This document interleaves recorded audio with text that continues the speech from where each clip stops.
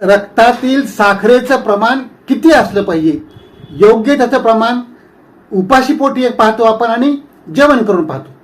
तर उपाशीपोटी जेव्हा रक्तातील साखर तपासली जाते तेव्हा ती 60 ते 100 याच्यामध्ये आली पाहिजे.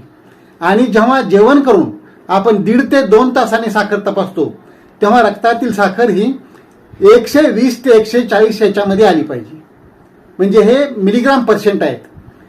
जर ही साखर जेवणाच्या पूर्वीची जर 100 ते 130 मध्ये आली आणि जेवण केल्यानंतर जर 130 ते 160 कडे गेली तर या कंडिशनला प्री डायबेटिक कंडिशन असं म्हणतात.